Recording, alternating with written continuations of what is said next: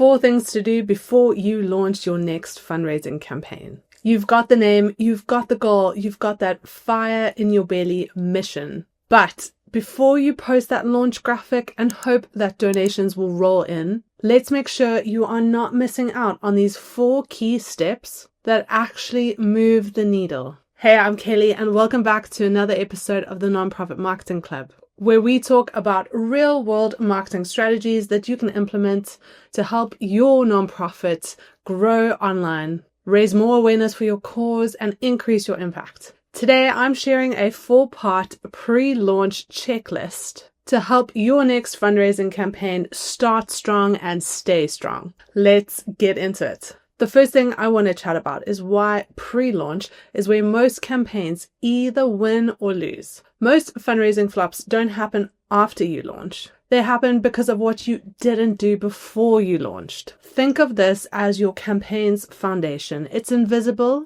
but everything depends on it. Here's how to build it well. The first step in our framework is to warm up your audience. Launching a campaign to a cold audience is like proposing on a first date. I often say that a successful fundraising campaign starts months before. As a donor and someone who supports nonprofits, there is nothing worse than not hearing from a nonprofit for months. And then all of a sudden it's campaign season and they send me 8 emails on one day out of the blue. The warm-up starts months before. But if you're watching this and you're thinking, I don't have months, Kelly. My campaign is launching soon. What am I going to do? I want you to start warming up your audience immediately. This means that your first campaign email should not be the first time that someone is hearing from you. Whether that's via email or text or social media, here's what I want you to do instead. Send at minimum 1 to 2 emails telling stories about your impact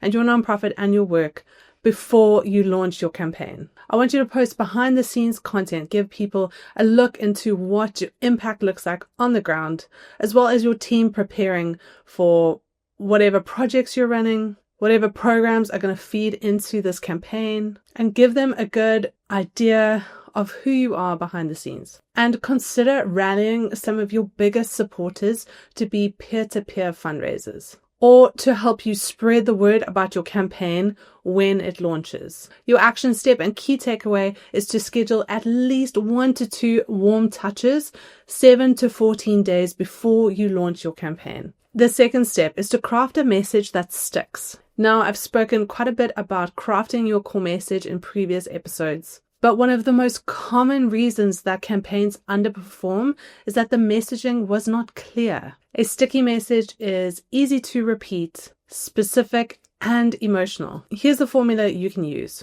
The problem is real, but your gift can solution. A good example of this. Right now, kids are walking dangerous routes to school. Your $20 provides safe, reliable transport. Here's what I want you to do. Write down your campaign message in 1 or 2 sentences. Say it out loud. Would your donor get it fast? If not, go back to the drawing board. Step number 3 that I want you to do before you launch your campaign is to prepare your donation experience. Here's what I mean. You work so hard to get someone onto your campaign page ready to give. You've sent them emails, they've seen social media posts, perhaps they watched your latest video. Now, don't lose them because you've got a clunky donation form. Make sure your donation form is mobile friendly, that it works well on any kind of device. Use a super simple layout. We want to make it as easy as possible for someone to donate without having to click multiple times. And use impact-driven giving levels. For example,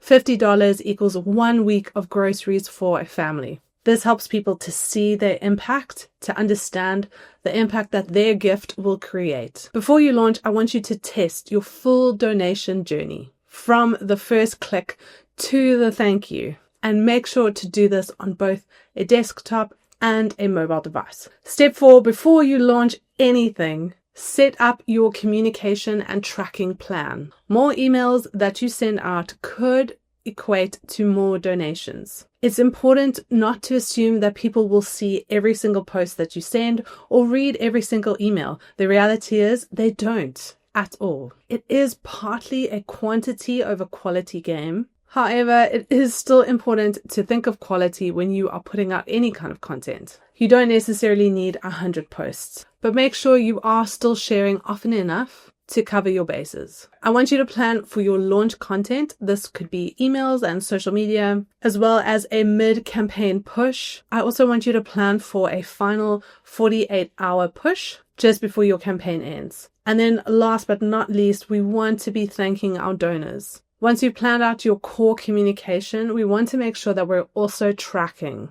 How you can do this is by using UTM codes or links on any of your emails or social media. Ensure that you have Google Analytics set up to monitor traffic to your website. And then choose a few metrics that you are going to monitor and watch. This could be the total amount raised, the number of donations received, and perhaps your email click-through rate. Your action step is to map out your content calendar and set up your conversion tracking now, not later and not during your campaign. If you need help setting up your year-end fundraising campaign, I've got a resource for you called Campaign in a Box. It is linked in the description. It's got everything you need to set up and run a successful fundraising campaign. Let's recap your pre-launch checklist. Ensure that you are warming up your audience. Create a clear campaign message. Prep your donation page and test it, please. And last but not least, map out your communications